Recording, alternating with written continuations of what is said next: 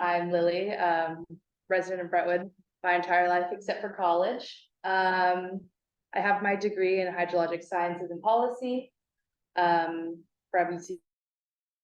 I studied Rivers College. That's basically what I did. Really enjoyed it. Joined the California Conservation Corps, did a term with them, and now I'm applying to stuff around the Bay Area. But yeah, I'm gonna talk about trash in creeks. This next, please. Cool. So it's kind of like what kind of trash do you see the most in the creek? I did a walk through the creek this weekend and it actually looked pretty good. It was completely dry.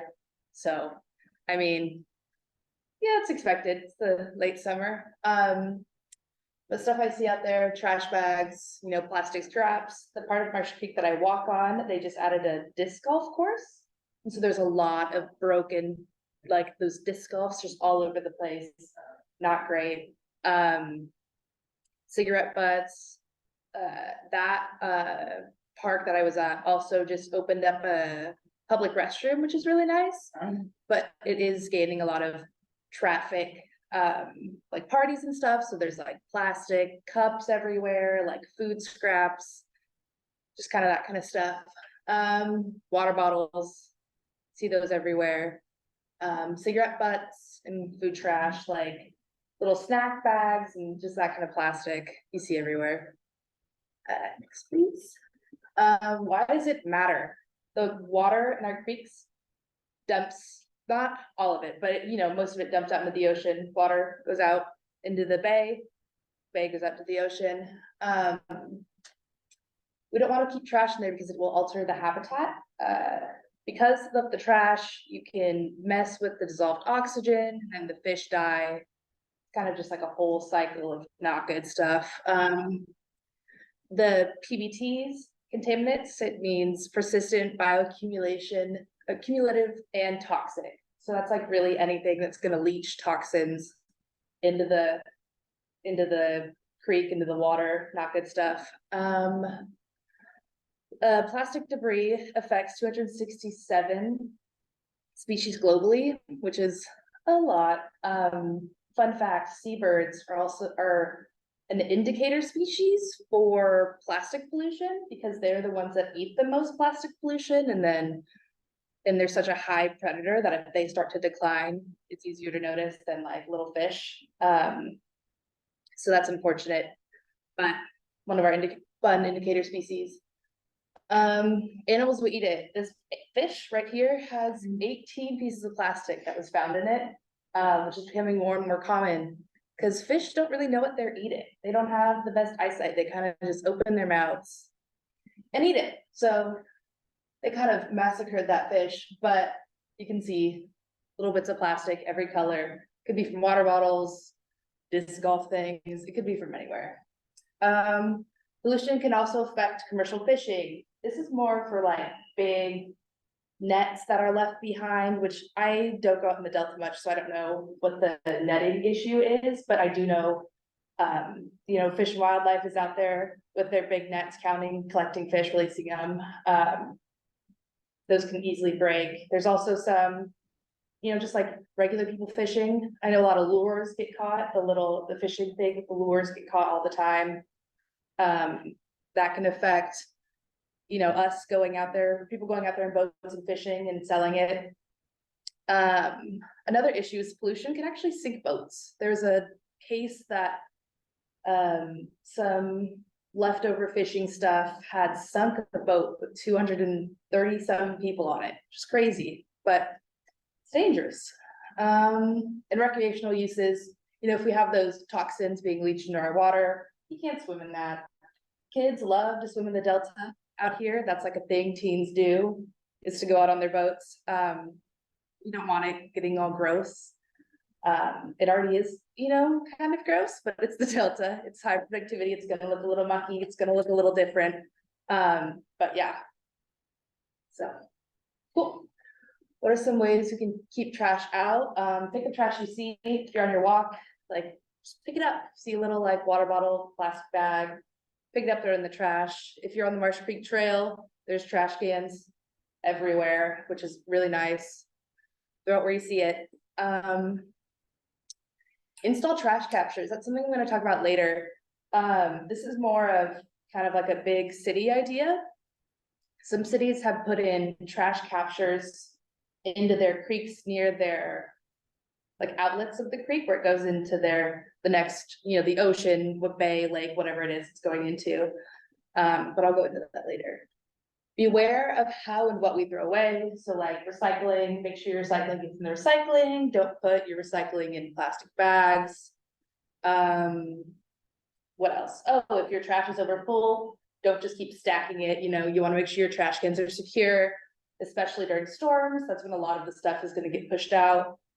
Yeah, that's mostly what it is. Make sure you're recycling the right things. Yeah. And then, that was just anybody have any other ideas? How to limit their plastic use? Use reusables. Reusables is a big one, yeah. Yeah. Reusable plastic bottles, paper bottles, metal bottles, yep. Cool. Next, please. So I looked a lot into the EPA for this presentation. This is what the EPA suggests you do. Plan cleanups, like the one that's happening on Saturday, the Upper Sand Creek Basin. Collect the data. So ways you can collect data is just like counting the types of trash that you have or how much of it and submitting it to these online databases like CleanSwell. And there's another one.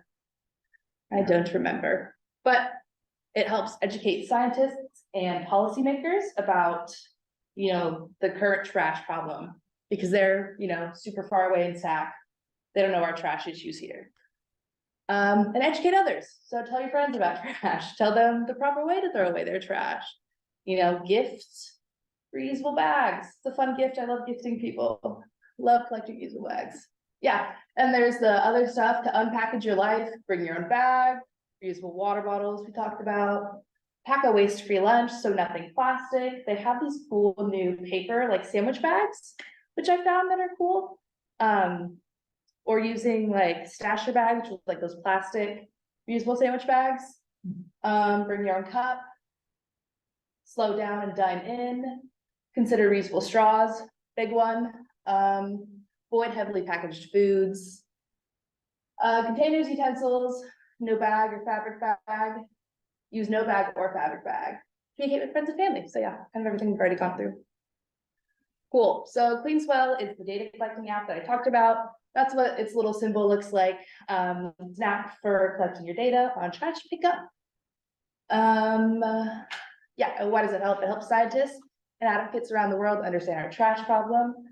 This is from their website. I just took a screenshot of it. 348 million pounds of trash have been collected since 1986, which is a lot. And then they've had 17 million volunteers since that time as well. Anybody can be a volunteer. You just gotta download the app and, mark on the thing. It asks you like what kind of trash it is. Is it plastic bottles? Is it metal bottles? Is it food waste? It's very specific as to what you want. And you can join it with a group. Like if you have a friend group of friends, you can name it something so all your data gets pushed together instead of just being, just generic data. But yeah. And here's the information system that all your data gets put into. It's called TIDES, stands for Trash Information Data for Education and Solutions. This is what I did the 2022 data because it was more complete than the 2023 data. But this is kind of our Bay Area right now and all those little hot spots of where people have put in data. There's 2 data points for Brentwood. You can kind of see 5, right there by the Mount Diablo. Yeah, right there. You can look at by county, you can look at by state, country. There's quite a bit of stuff in other countries too, which is nice, that you can really see the global data. And if you click on them, it just says like view summary, view types of trash. There's a lot of things you can look at it and anybody can look at it for free, which is really nice because I know a lot of places don't offer their data for free all the time. So this is a great resource. If you're just looking for numbers, how's the trash doing? You can look in here. Next, please. This is what it's going to look like when you download the summary. It's just going to give you a huge Excel sheet It keeps going all the way down. It gives you where it was picked up, land, underwater, watercraft. There are a lot of people that have been collecting trash over the watercraft, which is cool. People go out there and collect it, or they're at work, pick it up on their way, which is really nice. And then you can see the number of people, total weight. So it's 13,000 pounds that were collected in 2022 in Contra Costa County, which is pretty good. Our county does have a lot of streams, so that's very helpful. Distance was 52 miles. And then it breaks down each item. So like grocery, you can see it says grocery bags, plastic, or other plastic bags, beverage bottles, glass or plastic, and it breaks it down. You can see there's a lot of different options, so the percentages are really small. So if you tried to like make some sort of visual for that, it would be a little bit hard. So I tried to break it down. Can you go to the next slide, please? Against like what I mostly saw when I was out. So I did it by food wrappers, bottle caps, personal items. Personal items, I meant like hygiene items, like stuff like, it was like a lot of it was like cotton swabs and just like personal hygiene stuff. That's their bags, other plastic waste, plastic foam pieces was really big. Yeah, and so that's just, I kind of grouped a couple of them together so you can be able to see it easier. But yeah. So how does trash get into our streams and oceans? Stormwater. We had those big storms at the beginning of the year. Those are just going to become more frequent and worse with climate change. So how do we stop that? We pick up the trash we see on the roads, you know, on the creeks and the creek banks, because it had to get in there somehow. Not a lot of people are dumping their trash in the creeks like they used to. So it's getting in there accidentally through storm drains. That kind of stuff. That is actually pretty common. I work on a lot of streams in the Bay Area. You do see that a lot, just a little alcove with just plastic floating all over the place. It's intense. Yeah.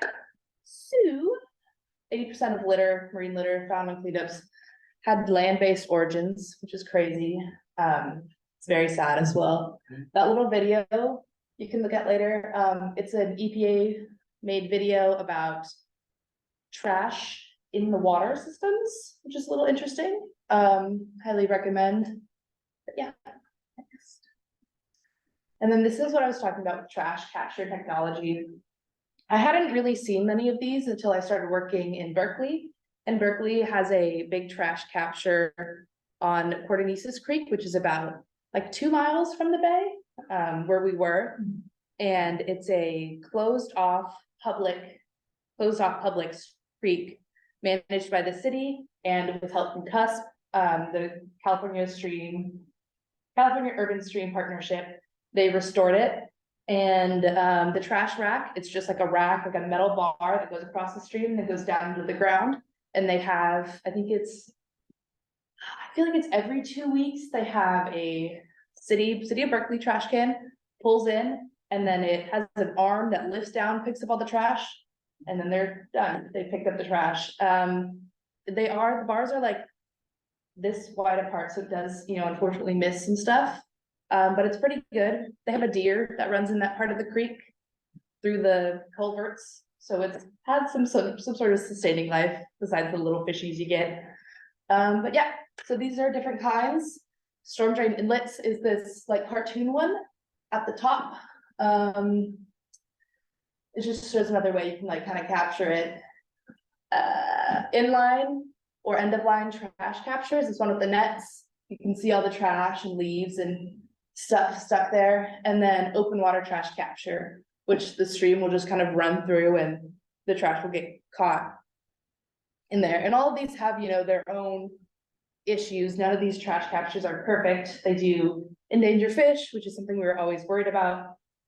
Especially Marsh Creek. We have historically had a fall salmon run.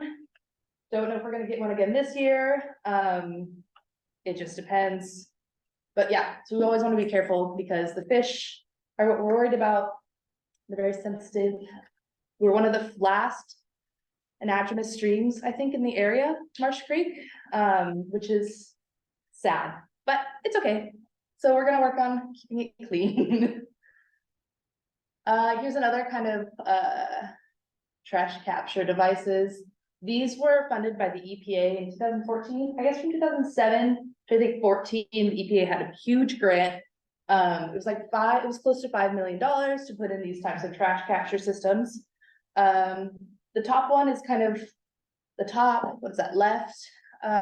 It's these like grates, and the trash gets caught in the middle, the water runs through it and the trash gets caught up in there somehow. That's another trash rack or inlet one. And then this one is pretty cool. It's it fits in manhole covers. So, you know, manholes that we have all around anyways. It has some sort of vacuum. When they push the water through it, it sucks down the trash into the bottom, so they can just reach down and get the trash from the bottom. And most of them can be like 10 to 30 feet deep. It's interesting. And then the water just flows through, and then they can get the trash out when they need it. That's kind of what it looks like installing it. Yeah. Is there anything? Oh, yeah, there's one more slide or two more slides.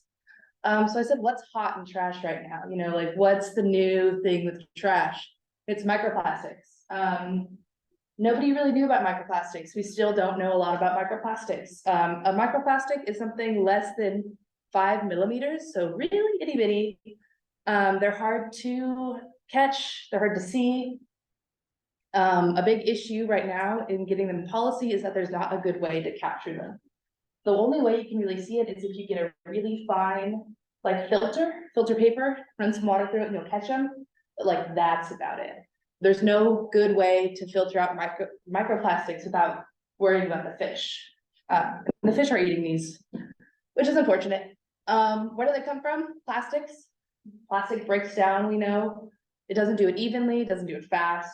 So they get into chunks and then they just get smaller and smaller and smaller as they're pushed through creeks, soil, all the above.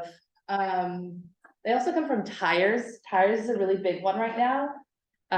It came up a lot with the storms because tires are going to continuously wear. That's all they do is they wear down. And the chemicals coming off the tires has been showing up a lot in our water samples in the bay, which is an issue because, you know, we have fish in the bay, we have lots of organisms in the bay, we have seals, we have everything.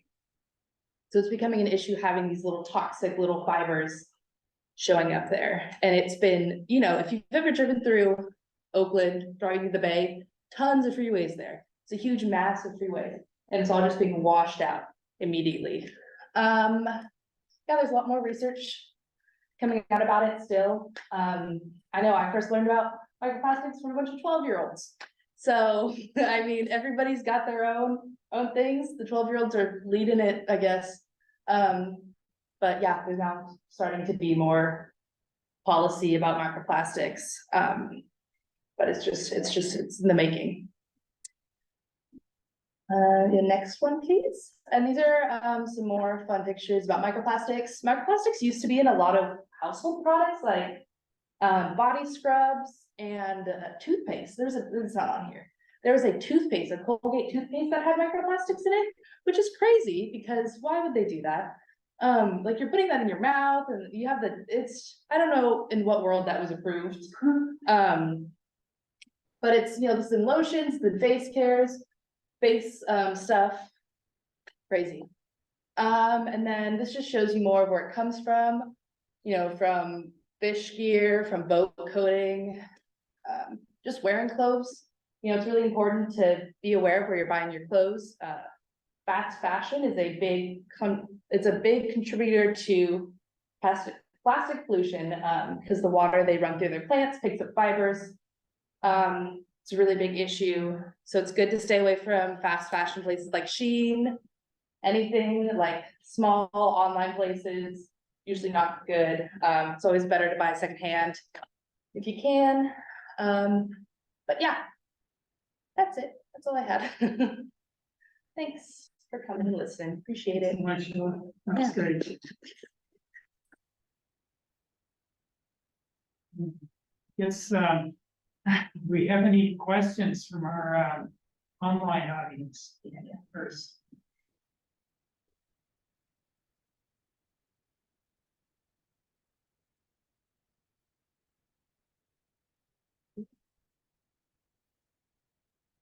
Any questions, Zoom audience? I have a question. Okay, yeah. I'm curious how the turnout has been at the trash cleanups that you've participated in. Like, has it been hard to get people to come out, and does the community seem like really interested in it? I feel like it's a very locational based thing. I think it depends on the location, the time of year. Yeah. You guys have more experience. I can help answer. So the RCD, we work all across our county. And so we host cleanups throughout the whole county. And it really does depend on location, but it also just depends on time. So for example, we basically host two cleanups a year in each location, one for Earth Day, one for Coastal Cleanup Day. So April and September. Last year we hosted one at McNabney Marsh, which got out 25 people. And this year we hosted the same thing, same exact outreach, and we had like 12 people. So it really just depends on the day. But I'd say we get pretty good turnouts, and we have one planned for this weekend where we currently have 30 people registered. And that's in this watershed that we're talking about today. So hopefully that helps answer. And that, just if I can add to Lily's presentation, just the individual efforts of somebody, you know, if you're doing your daily walk with your dog or whatever, you know, ideally you could just open that Clean Swell app, and I just tried it out this morning with my dog and with my 2 trash bags, and it's actually really easy. It's just a click on the little cigarette butt icon. I found it here, and then that's automatically geolocated and accounted for. And I think that sort of cues other people that are walking by you and everything. They say, "Oh, what are you doing?" Because ordinarily, if I'm just picking up trash, everybody says, "Thank you." Now I've got this little device in my hand. They go, "Oh, you've got this cool app. Let me see that." So maybe that will set up a better example for everybody, just to get all the trash around the local neighborhoods, where slowly pointed out, that's where it's all coming from. It's my little mantra is, if it's on the street, it's probably in the creek, you know, unless the street sweeper happens to get it at the right time. I got a question. That's great. So the trash that goes in the creek, you mentioned that you don't think it originated in the creek. So is it getting there by washing over the bank, or is it primarily through the storm drain that? Yeah, I think it depends. I think around here, a lot is unfortunately overland runoff through the banks. I don't know, there are some some drains that pump out, that they can be getting through. They're pretty big. They're like this big, I would say. Yeah, yeah. They're pretty big size. You know, if you look down on a typical street storm drain, you see this nice, like, you know, galvanized drain. You think, "Oh, nothing can get through that." But if you go down and look at the curve, then it's that big, and everything goes. Water bottles, fast food, you know, containers. Yeah, I think it just depends, like if it's time of year, but it's raining, I think storm drains are probably the main thing.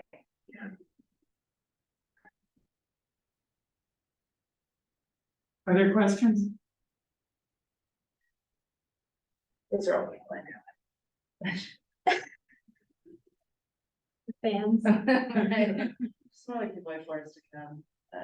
They're your fans. Okay, thanks. Thank you, guys. I appreciate it.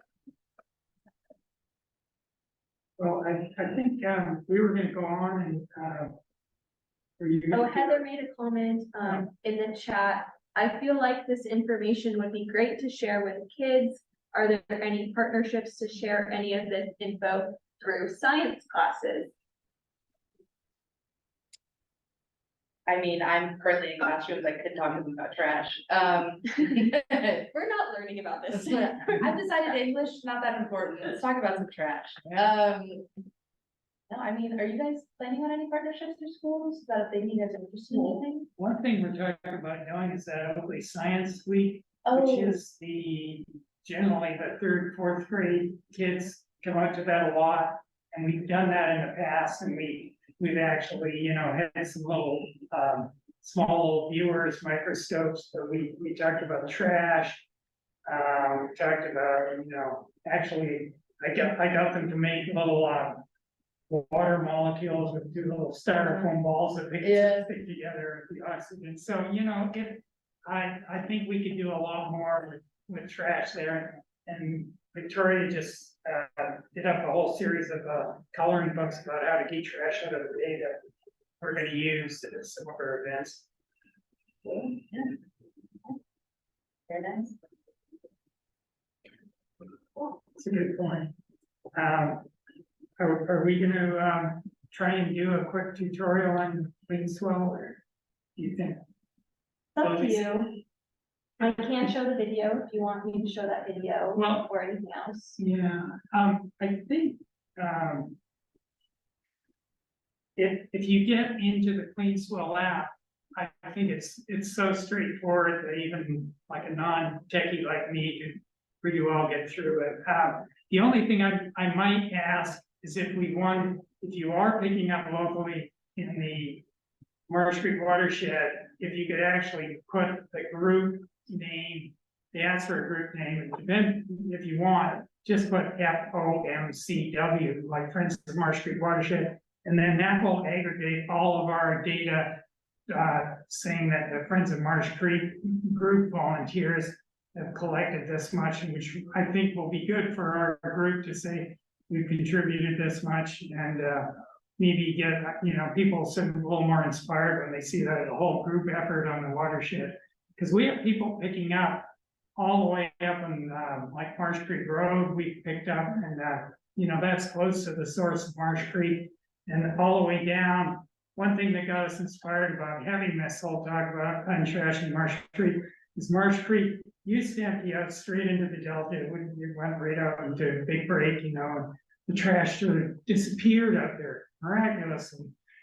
But now Marsh Creek actually, goes right out into the Dutch Slough wetlands restoration area. It's gonna be a total of 1,100 acres, with all these beautiful little sloughs. They got cattails, there's little upper wetland areas and everything. So now the woman, Katie's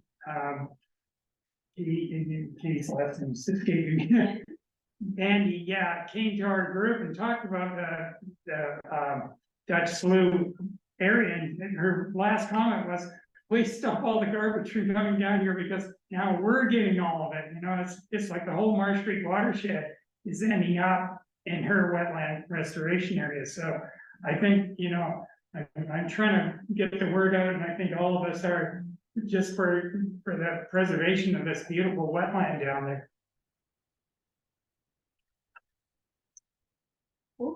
All right. And if, I don't know how much socializing all of our people want to do, but